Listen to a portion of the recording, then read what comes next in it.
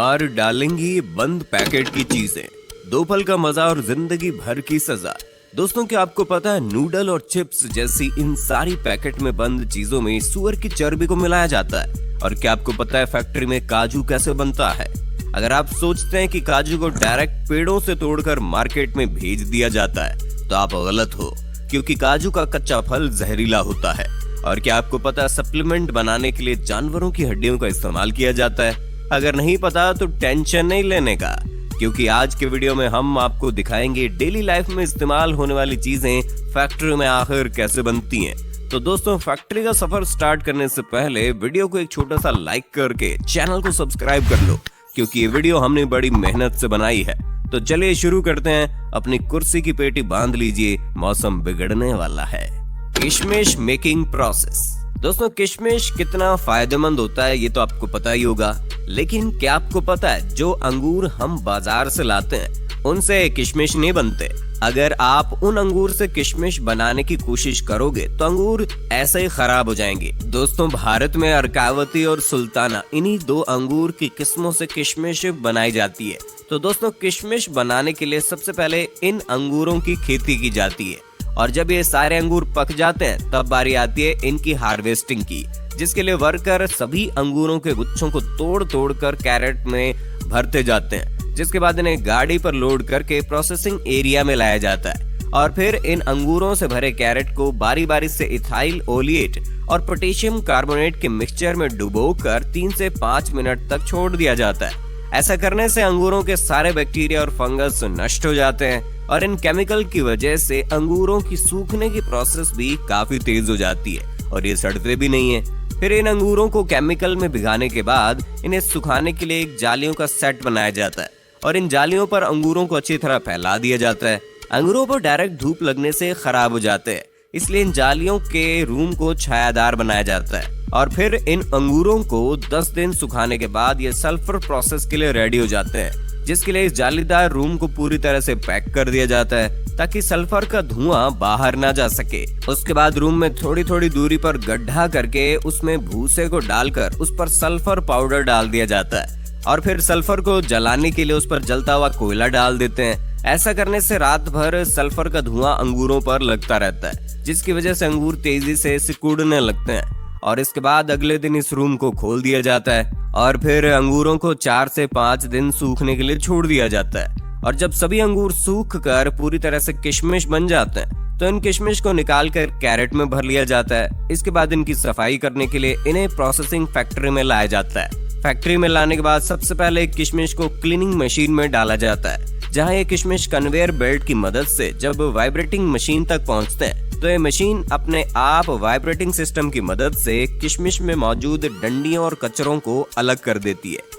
और फिर इन अलग हुए किशमिश को वाटर प्रोसेसिंग से गुजारा जाता है ताकि किशमिश पर लगे केमिकल और धूल वगैरह अच्छी तरह से साफ हो जाए। और क्लीनिंग पूरी तरह से कंप्लीट होने के बाद इन गीले गीले किशमिश को ड्रायर मशीन में सुखाया जाता है, और फिर किशमिश सूख जाने के बाद फाइनली इनकी पैकिंग करके इन्हें मार्केट में भेज दिया जाता है।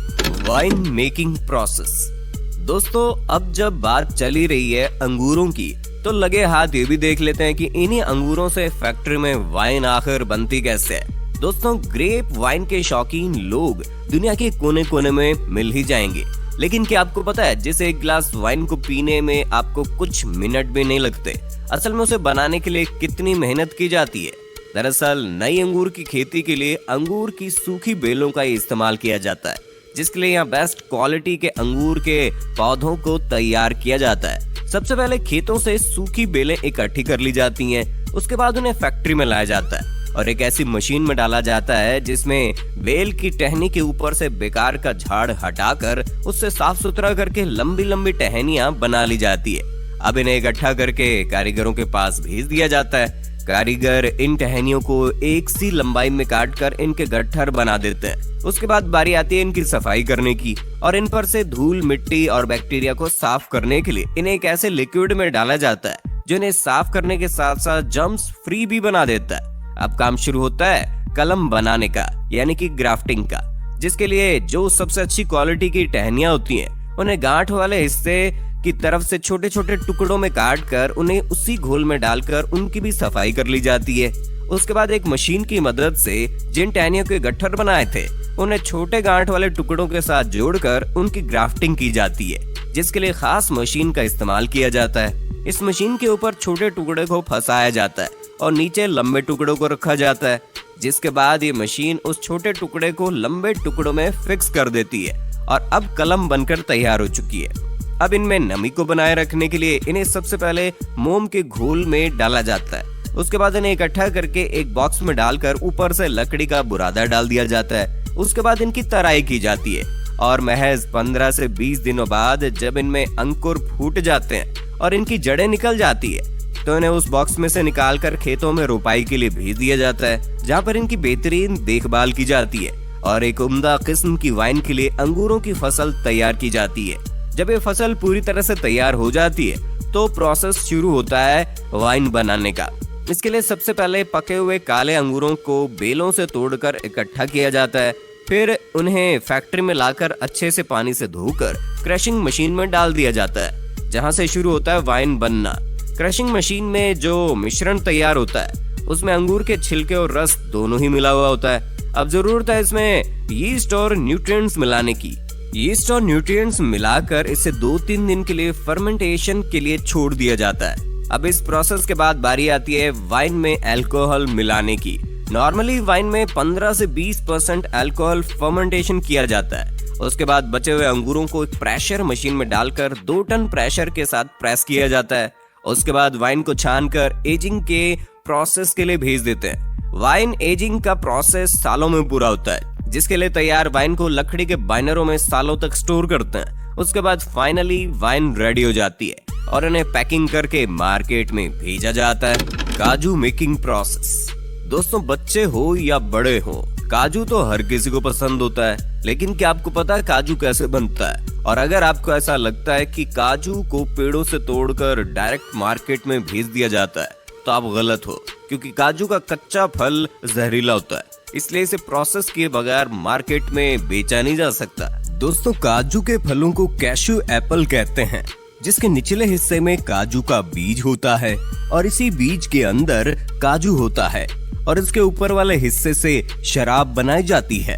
तो दोस्तों, इसे प्रोसेस करने के लिए काजू के फलों को पेड़ों से तोड़कर फैक्ट्री में लाया जाता है। फैक्ट्री में सबसे पहले काजू के फलों से काजू के बीजों को अलग किया जाता है और फिर इन बीजों को 3 से 4 दिन तक धूप में सुखाया जाता है। उसके बाद इन सूखे हुए काजू के बीजों को हाई टेम्परेचर स्टीम के जरिए बॉईल किया जाता है। ऐसा करना जरूरी होता है क्योंकि इसके अंदर जहरीला केमिकल होता है जो कि बहुत ही खतरनाक है, स्किन को खराब कर देता है, पूरी तरह से स्किन को जला देता है।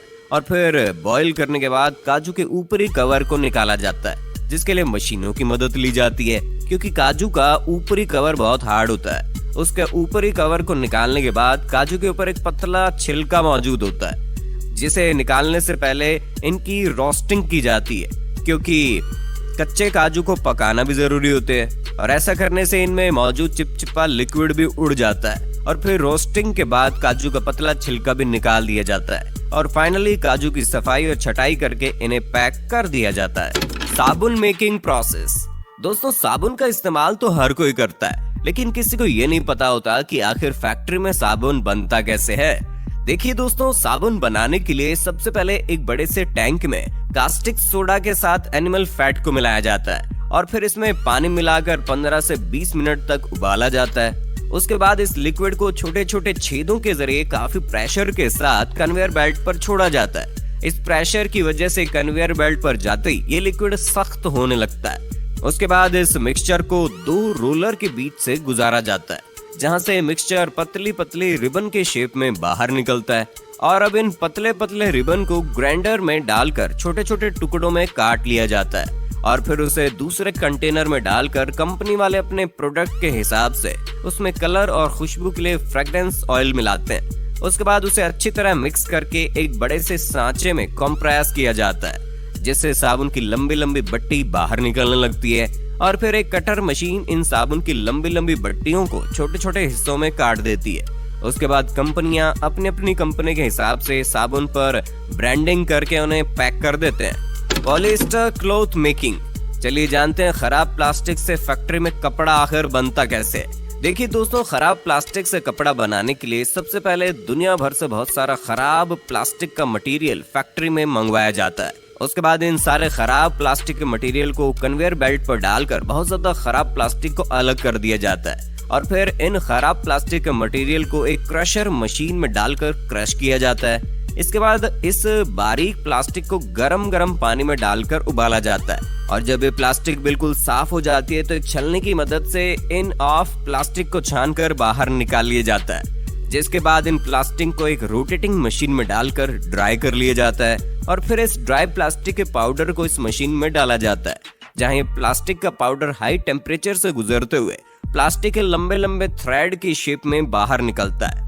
इसके बाद इसे हीट करके फाइबर बना लिया जाता है। ये फाइबर रुई के शेप में होता है, जिसके बाद इसे रुई से धागा बनाया जाता है और धागे से कपड़े कैसे बनते हैं ये तो आपको पता ही होगा।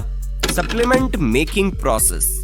दोस्तों, आजकल का दौर सप्लीमेंट का दौर है। आजकल की भाग दौड़ भरी जिंदगी में हर कोई सप्लीमेंट का इस्तेमाल करता है और हर एक व्यक्ति जो जिम करता है वो भी सप्लीमेंट का इस्तेमाल जरूर करता है। लेकिन क्या कभी आपने सोचा है सप्लीमेंट फैक्ट्री में आखिर बनते कैसे हैं? तो हम आपको बता दें, जितने भी सप्लीमेंट आपको बड़ी तेजी के साथ फुलाकर तगड़ा बनाते हैं ना, उन सभी सप्लीमेंट में ज्यादातर जानवरों की हड्डियों का इस्तेमाल किया जाता है, जिसके लिए जानवरों की हड्डियों को क्रश करके उनका पाउडर बनाया जाता है।